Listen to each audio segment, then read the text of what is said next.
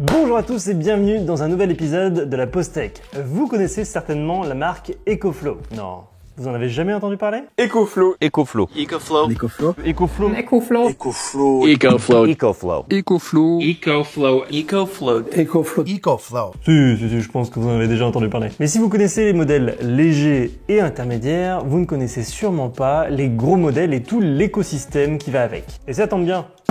On a envoyé un gros bébé. Dans cette vidéo, on va faire le test de cette batterie, mais pas que un test de cette batterie. On va parler des différentes chimies utilisées, de l'écosystème qui est utilisable avec ce type de batterie, et des perspectives à venir sur ce marché. Vérifiez que vous êtes bien abonné, merci, et tout de suite, générique.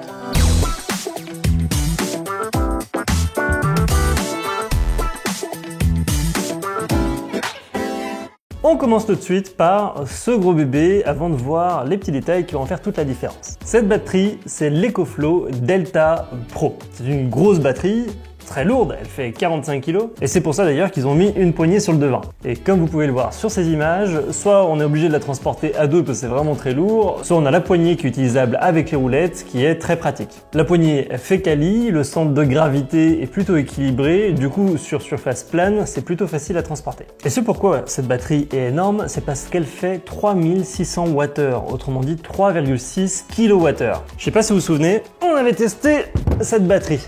Et bien celle-là, elle fait 4 fois plus en capacité. En plus de ça, cette grosse batterie propose une puissance max de 4500 watts en crête. Alors, on vérifiera tout ça juste après. Il y a tout un tas de connectiques. Vous voyez qu'il y a 4 prises 220 volts sur le devant, 6 ports USB, sur le côté des prises allume-cigare, 2-3 autres prises, je sais pas exactement à quoi ça sert, mais vous avez le visuel si jamais vous en avez besoin. Une prise réseau, c'est toujours compatible Wi-Fi, c'est toujours compatible avec l'application EcoFlow qui est très bien pensée, très bien réalisée et qui permet de gérer plein de choses comme par exemple le niveau maximum de décharge et de charge. Le détail qui fait sa différence, c'est la chimie de ces cellules. Ce sont des LFP pour lithium fer phosphate. Alors, quelle est la différence avec les autres types de technologies? Tout de suite, petit cours théorique. J'ai mis mes lunettes, ça devient sérieux. Vous qui suivez cette chaîne et l'actualité du drone, vous avez certainement déjà entendu parler de LiPo. LiPo, c'est le jargon qu'on utilise pour dire batterie dans le monde du drone. Et LiPo, ça veut dire lithium polymère. Ce sont des couches de lithium, un métal qui est inflammable au contact de l'eau et donc de l'humidité dans l'air, qui est stabilisé dans des couches de polymère, d'où lithium polymère, LiPo. L'avantage de ces batteries, c'est qu'il y a une capacité de décharge instantanée qui est assez importante. On peut obtenir des pics d'énergie très importants, ce qui est très utile pour par exemple envoyer des grosses accélérations. Mais bon, à part dans le monde du drone et dans le monde de la voiture radiocommandée, les LiPo ne sont pas très utilisés. Son gros inconvénient reste sa durée de vie, environ 100 à 200 cycles en fonction de comment vous l'utilisez. Au-delà, elle gonfle, elle est plus utilisable, ce qui est finalement un court temps de vie par rapport aux autres types de batteries existants sur le marché. Et surtout, elles sont dangereuses parce que dès que la couche de polymère va être percée, ça va déclencher un incendie.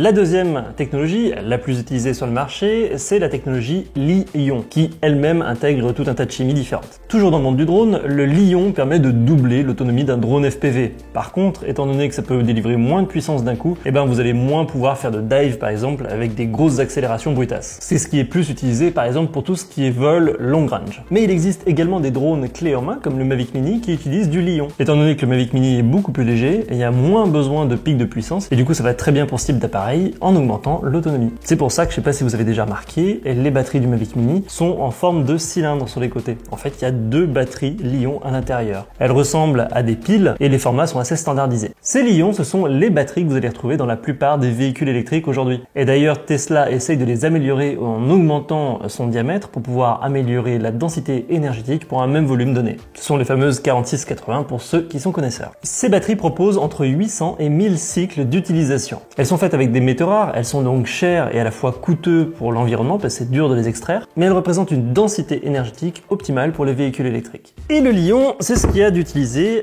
dans cette Delta Mini qu'on avait testé encore une fois, avec une chimie NCM. Si on démonte ça, du coup, on devrait retrouver plein de petites piles à l'intérieur. Et dans cette batterie, c'est encore un autre type de chimie de cellules qui est utilisée. C'est donc une batterie lithium fer phosphate, autrement dit une batterie LFP. Cette batterie LFP, elle a quelques inconvénients, mais elle a de gros gros avantages. La densité énergétique d'une LFP est plus faible, ça veut dire que ça va prendre un volume plus important pour une même densité d'énergie stockée. Mais l'avantage, c'est qu'il n'y a pas besoin de métaux rares pour pouvoir construire ces batteries, donc elles sont moins coûteuses. Et aussi moins coûteuses pour l'environnement parce que ces matériaux sont abondants sur Terre. Elles présentent également un gros avantage, c'est que le risque d'incendie est beaucoup moins important. Ça dégage principalement de la chaleur, mais c'est tout. Les Li-ion qu'on a vu juste avant avaient un risque d'incendie important, moins que les LiPo, mais il y avait un risque d'incendie quand même. Et surtout, ces batteries-là présentent une super fiabilité avec minimum 3000 cycles annoncés à 80% de capacité et jusqu'à 6000 cycles annoncés pour 50% de capacité. Bref, ces batteries-là, elles feront la durée de vie de l'appareil. Et ces batteries LFP, vous allez les retrouver dans les véhicules électriques aussi. Par exemple, la Model 3 standard a des batteries LFP, ce qui lui permet d'avoir une voiture moins chère. En contrepartie, elle a un peu moins d'autonomie. Si l'adoption des LFP dans les véhicules électriques est un peu timide en Europe, elles occupent déjà 30% du marché chinois. Et on va les voir à l'avenir dans de plus en plus de petits véhicules électriques à l'autonomie un peu réduite par rapport au Li-ion, mais moins chère et plus accessible pour la plupart des gens. Ces batteries dureront la durée de vie du véhicule sans problème. Et ce sont du coup des batteries qui sont idéales sur les endroits où la place n'est pas un souci, comme par exemple des maisons. On pourra avoir une utilisation intensive de ces batteries quotidienne, pouvoir être stockées dans des endroits où de toute façon il y a de la place, et des utilisations pour lesquelles le poids de la batterie ne sera plus un problème. C'est pour ça qu'au final le côté lourd de cette batterie ne dérange pas plus que ça. Son but c'est pas d'être transportable, c'est juste d'être déplaçable. Alors après avoir vu la théorie, en pratique, et qu'est-ce que ça donne? Bien, alors quoi de mieux pour une station qui veut vous rendre autonome au niveau de l'énergie que se mettre dans un endroit où on n'a pas le choix que de se rendre autonome. Ce qu'on va faire, c'est qu'on va tester le M30. Vous avez peut-être déjà vu la vidéo où elle va sortir, je sais pas encore. Mais en tout cas, on va s'installer ici, en extérieur, et on va avoir besoin d'une grosse source d'alimentation étant donné qu'on a plein de trucs à charger. Donc du coup, on installe le bureau provisoire juste ici, et puis on va voir ce que ça donne en termes d'énergie.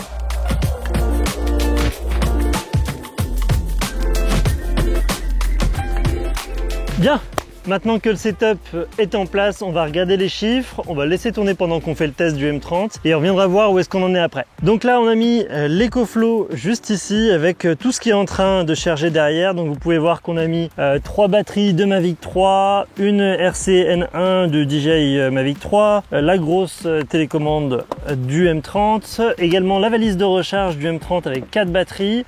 Et de l'autre côté, on a mis sur une multiprise une lampe qui consomme 70 watts, un panneau LED, mon PC portable qui va tourner et au cas où j'ai prévu pour pouvoir tester les limites 2 radiateurs chauffants pour voir jusqu'où ça peut aller. Vous pouvez voir de l'autre côté qu'on a mis le panneau solaire. Donc le panneau solaire EcoFlow qui est compatible avec toutes les batteries. J'ai vu qu'en fonction de s'il y a des nuages ou s'il y a du soleil, donc là il y a des nuages, ça peut aller entre 50 watts et jusqu'à 200 watts, j'ai pas encore vu le maximum, mais normalement ça va recharger petit à petit la batterie et au fur et à mesure on l'utilise. Donc normalement ça devrait à peu près s'équilibrer, je pense, en termes de consommation par rapport à ce que le soleil nous procure. On va voir ça tout de suite sur l'écran. Donc pour faire ce test, on n'a même pas pris la peine de charger cette batterie parce qu'on sait qu'elle a une capacité énorme. Donc on l'a pris à 49% du bureau directement. Et donc là, vous pouvez voir 2 chiffres. Donc le chiffre du haut, c'est le panneau solaire qui est en train de recharger la batterie. Là, on voit que c'est 135 watts. Le soleil est légèrement caché derrière un nuage. Et donc, il faut à peu près 16 heures avec 134 watts pour recharger complètement la batterie, c'est-à-dire obtenir les 50% qui sont manquants. Maintenant, ce qu'on va faire, c'est qu'on va mettre en marche ces différents appareils pour voir ce que ça donne avec toute l'installation qu'on vient de mettre. Donc du coup, je vais d'abord allumer le projecteur et le PC. Voilà, donc là je viens de mettre en marche le panneau LED et l'ordinateur. Donc vous pouvez voir que à eux deux, ils consomment environ 100 watts. Donc là concrètement, vous voyez que entre ce qu'on consomme et ce que va ajouter le panneau solaire, on sera quasiment kiff-kiff. Donc on pourrait tenir comme ça une journée sans perte d'autonomie. Une journée de beau temps évidemment. Et maintenant je vais allumer tous les autres appareils là qui sont pas encore en charge. J'ai peur que ça fasse tout péter. T'es prêt? C'est parti, la mallette, les radiocommandes. Voilà, donc avec tout ça, donc ce qui est extrêmement déraisonnable, on arrive à une consommation, oh, pas tant que ça, je m'attendais à pire, sous les 200 watts. On va pas réussir à épuiser cette batterie, hein. Je crois qu'on va jamais réussir à la faire descendre sous les 50% si on laisse le panneau solaire allumé. Donc j'aimerais bien voir jusqu'où elle va, cette batterie, en termes de puissance qu'on peut consommer. Donc ce que je vais faire, c'est que j'ai 2 radiateurs, des petits radiateurs tout pourris de 2200 watts qui sont à disposition. On va voir si on en met 2, jusqu'où elle est capable de monter. Des radiateurs en été, quelle bonne idée. Hop, j'en rajoute un. J'en rajoute un deuxième. On arrive à atteindre 2982, 2984. Alors ça, c'est super intéressant. Donc là, si je débranche le PC et la lampe, la consommation reste à 2900 watts. Si je rajoute le PC et la lampe, je suis peut-être pas au max. On n'a peut-être pas prévu assez d'appareils électriques pour le pousser jusqu'au bout. Donc ce qui est intéressant par contre, c'est de voir qu'avec 3000 watts, une bonne consommation quand même avec les deux radiateurs là, ça nous annonce que 29 minutes d'autonomie à 50% à peu près, même si on recharge avec les panneaux solaires. Et là, dès qu'on revient à une consommation uniquement d'électronique, là on est retombé en termes de consommation à 160 watts avec déjà tout ce qu'on a installé, et ben on a 14 heures d'autonomie. C'est quand même déjà beaucoup mieux. Bref, le test est concluant parce que mine de rien, c'est une grosse autonomie. Bon, on va faire le test et puis on revient juste après pour voir où ça en est au niveau de la recharge.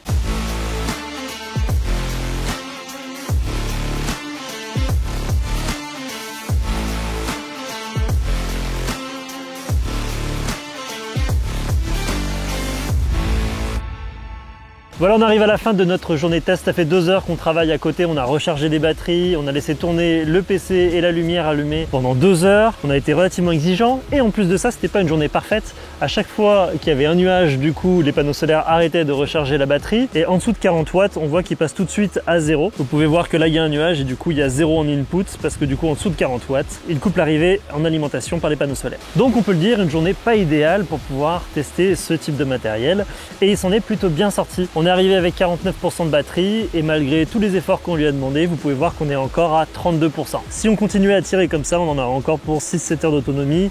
Bref, pour une journée de prestat, ça aurait largement suffi. Comme on l'a vu avec les radiateurs, en fait, ce sont les usages les plus gourmands en énergie qui vont tester ses limites. Mais pour aller voir si on peut aller au-delà de ça, et ben on se donne rendez-vous tout de suite au bureau. Nous voilà au bureau avec des appareils qui consomment beaucoup et qui sont un peu les bêtes noires de toutes ces batteries portables. Nous avons en premier lieu Madame la bouilloire, Monsieur la machine à café, Madame la machine à café, Monsieur le micro-ondes et nous avons toujours nos 2 chauffages qui vont permettre de tester les limites. L'avantage avec les chauffages, c'est que je vais pouvoir régler petit à petit l'intensité du chauffage et justement voir à quelle limite est-ce que la batterie décroche. C'est parti, on commence avec le micro-ondes. Allez, on va mettre en même temps la bouilloire, la machine à café qui est en train de chauffer.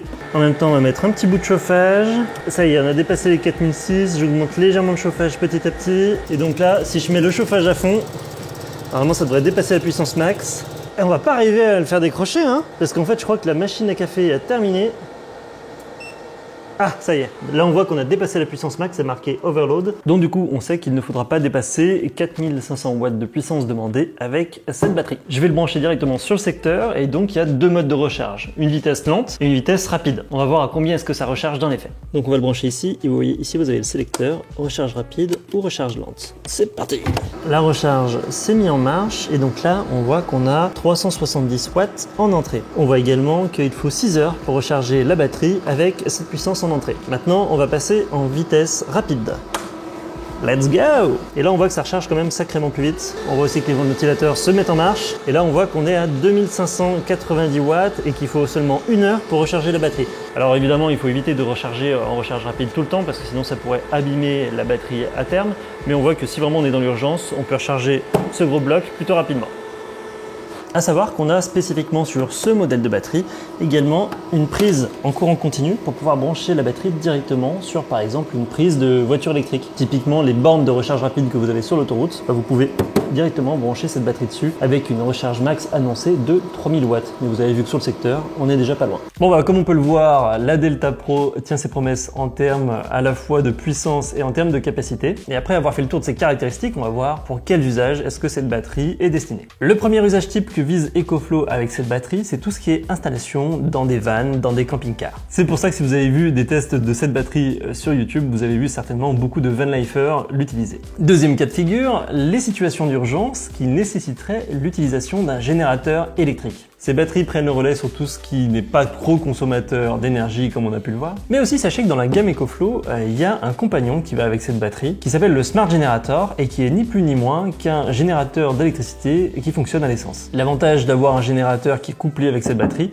c'est que du coup il s'arrête automatiquement quand la batterie est pleine. Et on va utiliser l'énergie de la batterie plutôt qu'utiliser l'énergie qui sort directement du générateur pour faire des économies. En plus de ça, évidemment, vous connaissez déjà, comme on a pu le voir, les panneaux solaires EcoFlow qui permettent de le recharger de manière plus propre. crois. Mais ces batteries-là visent également un autre marché, c'est le marché de tout ce qui est maison en autonomie. Alors pour l'instant, on parle de petites installations. EcoFlow vient de sortir un nouveau produit en même temps qu'on tourne cette vidéo et qui s'appelle le kit énergie, qui est installable soit dans un camping-car, soit dans une petite maison. L'objectif, c'est de réunir tous les composants électriques qu'il y a autour d'une batterie habituellement, comme les onduleurs, les convertisseurs, les modules pour les panneaux solaires, et de rendre l'installation beaucoup plus simple, compacte et sans tous les câbles qu'on a l'habitude de voir dans les vannes d'habitude. Ils ont créé également de nouvelles batteries, plus rectangulaires cette fois, qui sont plus faites pour être vraiment stockées à un endroit sans être bougées, et qui sont également des batteries LFP. Et donc revenons à nos moutons, pour tout ce qui est installation sur des petites maisons, ce nouveau kit peut aller jusqu'à 15 kWh, mais il existe encore un ancien produit qui s'appelle le Smart Home Panel pour être utilisé avec ce type de batterie là. Et là, on peut aller jusqu'à 25 kWh de stockage pour cette installation. Bref,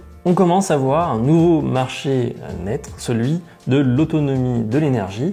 Pour l'instant, c'est limité à des installations sans chauffage électrique, mais ça promet d'être très intéressant dans les années à venir. Donc, celle-là, avec les connectiques devant là, elle coûte 4 000 €. Et les batteries supplémentaires qui n'ont pas la connectique mais qui ont la même capacité coûtent 3 000 €. Vous voyez, c'est quand même des budgets qui sont prévus pour le long terme. Et donc moi, ce qui m'intéresse vraiment là-dedans en fait, c'est tout ce qui est gestion de l'énergie sur les maisons autonomes, mais sur des plus grosses installations. Et ça, c'est vraiment une prospective qui est super intéressante. On est dans un contexte d'inflation, de coût de l'énergie qui augmente, de vouloir, ne serait-ce que pour le climat, avoir une énergie plus propre. Et moi, je fais le pari qu'on va avoir de plus en plus de maisons déconnectées du réseau avec une installation solaire et des batteries directement chez soi. D'ailleurs, je suis en train de regarder, j'aimerais vraiment faire ça à la fois peut-être pour chez moi ou peut-être pour ce bureau. Et si on prend un peu de recul, on a vraiment une grosse industrie qui est en train de se mettre en marche, c'est celle du véhicule électrique. Les nouvelles normes européennes imposeront aux constructeurs de ne vendre que des véhicules électriques à partir de 2035 en Europe. Et du coup, c'est toute une industrie qui se met en route pour investir massivement dans la recherche et le développement des batteries le moins coûteuses possible et le plus efficace possible. Je prends le pari que d'ici 5-10 ans,